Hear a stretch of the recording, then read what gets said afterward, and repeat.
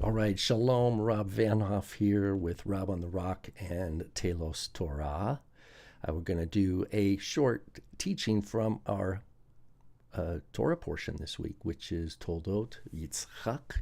It extends from about the middle of Genesis 25 into Genesis 28. And right now we're just going to look at the first few verses of our Torah portion, Genesis 25:19 through 21. And here we go. Ve'ele, and that's the word these. That's what we call a demonstrative. It is a plural demonstrative, these. Ve'ele toldot Yitzchak ben Avraham. These are the toldot, the generations. It's from the root to give birth. It also means like genealogies, generations, something like this. But it's telling us the account of Isaac's life. Ve'ele toldot Yitzchak ben Avraham, Isaac, son of Abraham. And then at the second half of 25:19, we see Avraham holid et Yitzchak. Avraham holid et Yitzchak. And I have the nice King James in the right column there. Abraham begat Isaac. This is exactly the opening of the Gospel of Matthew. The Gospel of Matthew begins with its title, which is Matthew 1:1, and then it begins, Matthew 1, verse 2, Avraham holid et Yitzchak. Genesen ton Isaac, it says in Greek. Same exact phrase. So this here was in mind, I believe, when Matthew started his gospel, is this very phrase right here, right from the Torah, right from our Torah portion. Avraham holid et Yitzchak. And what we know, if we're reading Matthew, that Sarai, who became Sarah, was an akara. It means she was barren. And we know that Isaac is a miracle baby. He's a son of promise, a child of promise, as it tells us in Galatians. And that all believers are just like Isaac. We are birthed by God. We belong to him because we are new creations in him, redeemed in Messiah Yeshua.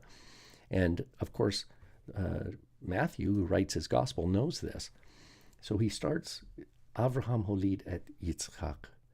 And if we've been reading the Torah carefully, we realize all the wonderful situation of Isaac's birth and even his name, laughter. He will laugh. We remember Abraham laughing. We remember Sarah laughing. We remember when Isaac was born, she said, Sarah did, all who hear will laugh with me. So Avraham holid et Yitzchak. Abraham fathered Isaac, you could say. Now we're going to go to the next verse, though. Vayhi Yitzchak ben Arbaim. So Isaac was ben Arbaim. Arbaim is 40. So he was a son of 40, it says. Vayhi Yitzchak ben Arbaim Shana. Son of 40 year. In Hebrew you say Shana, 40-year-old. And then we have what we call a little clause, relative clause here, bekachto. It's an infinitive verb, in his taking, literally. But we'll translate that when he took. So he was 40 years old, bekachto et Rivka, when he took Rebekah.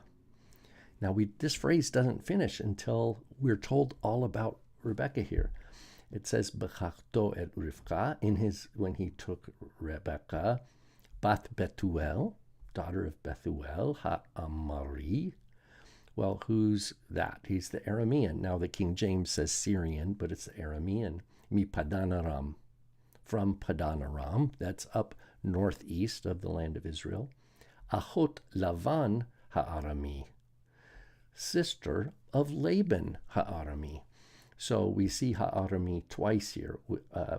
Rebekah's father is Bethuel. She's Bat Bethuel Ha'amari, Arami, and she is Achot. She is sister of Laban Ha'arami. Then it says lo leisha. Well, this takes us all the way back to the verb bechachto et rivka lo leisha. When he took, or in his taking of Rebekah to himself, lo leisha, as a wife. So we learn all about, if we remember Laban is not only Rebekah's brother, but he's the father of who? Leah and Rachel, whom we'll learn about later on. But here's the verse. Verse 21 is a wonderful verse here. Vayetar Yitzchak ladonai lenochach ishto ki akarahi. What this means is Vayetar Yitzchak ladonai. And Isaac, and this is an interesting, a very rare term, so it's a curiosity that it's used here, to entreat, to plead, Vayetar Yitzchak ladonai, and Isaac entreated the Lord, lenochach ishto. Now it says for his wife, and I'll contest that translation here in a bit. He pleaded with the Lord concerning his wife. We'll take that as a given for now, but we will revisit. Ki akarahi, because she is akara. This is the second time in the Torah where we see this in the covenant line. First is the end of Genesis 11, when we learn about Sarai, the wife of Avram, who is akara, which says she did not have any children. So remember how we're thinking back to the beginning of the Gospel of Matthew, how the Gospel of Matthew begins right here, back in verse 19. Avraham holidet Yitzchak. We know the story that Isaac's mother was Akara. Well, guess what? We learn here the same thing. Rebekah is Akara. She's described in the Torah with the same exact term that her mother-in-law was described with. That is Sarah. And Isaac is, whatever this verb is, Vayitar Yitzchak ladonai, it tells us, Vayeater. We see the nifal, the passive version, passive voice of the same verb, lo Adonai, that the Lord was entreated by him. Vatahar Rivka Ishto, and Rebekah, his wife, conceived. So, this is pretty wonderful. And we know that Isaac is praying for his wife. We don't even need to know really what the absolute definition of this verb is. It's the same. You can see it's the same root. Ayin tav resh, and we know that Isaac is doing something with respect to the Lord. He's approaching the Lord, not for himself, but it says because his wife was Akara. And whatever this verb is, it says that the Lord is the passive voice of the same verb. I like to think was entreated of him. I think the King James here is good. And Rebekah conceived. Rebekah, his wife, conceived. So why is this important? Well, it's important for two things. One, I think we're told how old, so Isaac was 40 years old when he married Rebekah, but he was 60 years old when the boys were born, when the twins were born. So we're talking 20 years of marriage without any children. And what we don't know then is in verse 21, we're not told. This just sounds like one day Isaac decided to pray for his wife. He prayed, God answered, done deal. But what we see is that actually 20 years is going by, in my opinion, where Isaac is steadfast in his prayer, and the Lord answers his prayer. So that's that. The time frame is concealed from us. directly, but it's indirectly. We learn by looking at the age that the Torah tells us when they got married and the age they were, or Isaac was, when the twins were born. That is, Esau, the older, and Jacob, the younger. Now, back to Lenochach ishto. But sadly, the famous Aleppo Codex, we don't have this verse in the Torah.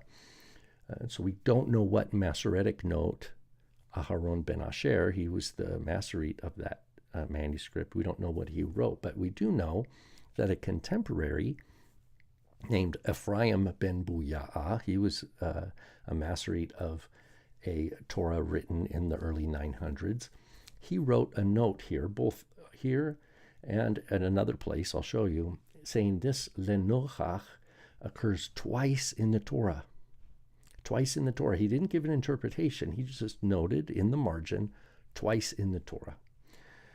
Now, it's true, twice in the Torah, and we'll look at that. And there's actually, if you look at the entirety of the Tanakh, Lenochach here, translated for his wife, Lenochach occurs 3 times in all of Tanakh. And I have those right here in another tab. So the first one is the verse we have here, Genesis 25:21.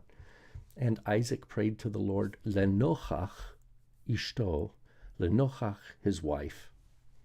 So let's pause on translating that for a minute, and let's look at the other time in the Torah, and then the other time in all of Tanakh where we see it. Genesis 30:38. So it's also in the Isaac story, but it's not till next week's Torah portion. He set the sticks that he had peeled in front of the flocks in the troughs, that is, the watering places where the flocks came to drink, since they bred when they came to drink, etc. This is where Isaac is, or rather Jacob is serving Laban, and he is differentiating the flocks by breeding them according to a very specific strategy. Well, we see the Lenochach here, and it means in front of. He set the sticks that he had peeled in front of the flocks. Lenochach hatzon. Lishtot lenochach hatzon. In front of the flock. In front of.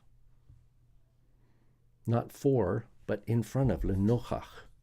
Now, we're going to look at, so that's the other place in the Torah. So twice in the Torah we see Lenochach. Ephraim ben Buya'ah, the master Masorete from the early 10th century in Tiberias, he knew that these were the only 2 times. And so in each place he puts a little note, a little letter bet, which means 2. There's one more in all of Tanakh, and it's in Proverbs 4:25. Einecha lenochach yabitu. Let your eyes look directly forward. Forward. Your gaze be straight before you. Negdecha. So, lenochach and neged means right in front of you, opposite you, or right in front of you, facing you. That's what it means, lenochach. So if we look at the Proverbs 4:25, we look at Genesis 30:38, and we see in front of or before you, I think it's reasonable that we let all that information from the other 2 passages in Tanakh where Lenochach appears, and we use it as a way to examine what it could mean here in 25:21. Isaac entreated or prayed to the Lord in front of his wife. That's what I think it means. What I think it means is not that he took his concern to the Lord privately and went away somewhere and prayed by himself, but rather that he prayed in her presence, with her, and for her.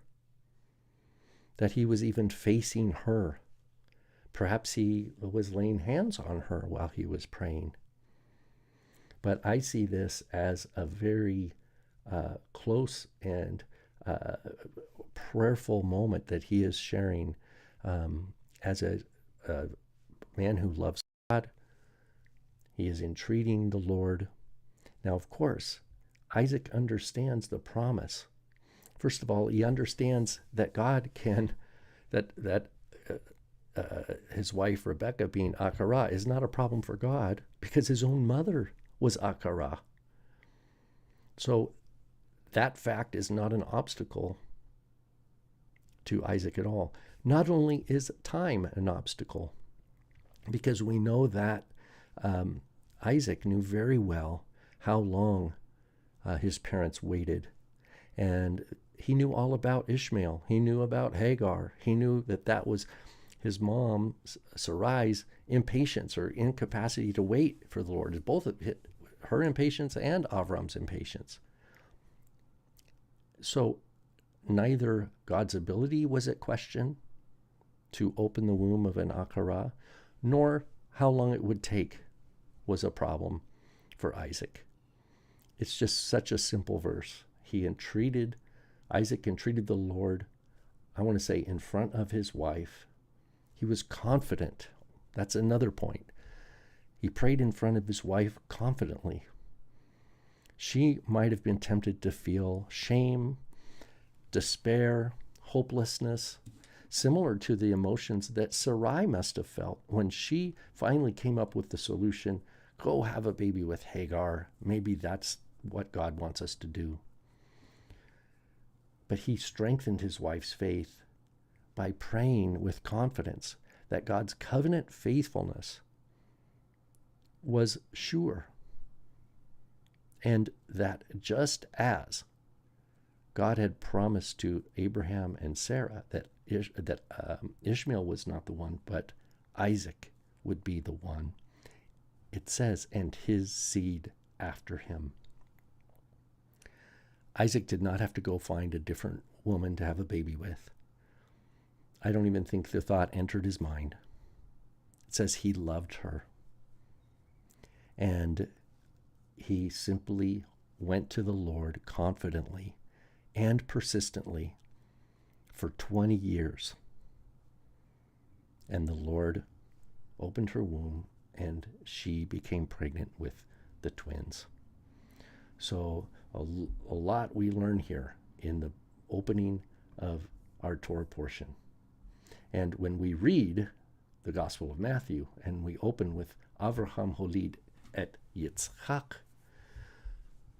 and then Isaac, Jacob, we learn that those both first two births, Isaac and Jacob, were of women who were Akara, and they were children of the promise. They were covenant continuers, if you will, because the Lord says, in them I will continue my covenant. I will uphold my covenant. And in your seed, all the nations of the world will be blessed. Okay, well, I hope these, just a few thoughts on this Torah portion here will be encouraging for you and maybe stir up some different thoughts you might have. But I'm going to sign off for now and do another stream for the Telos Torah channel from a different part of our Torah portion. All right.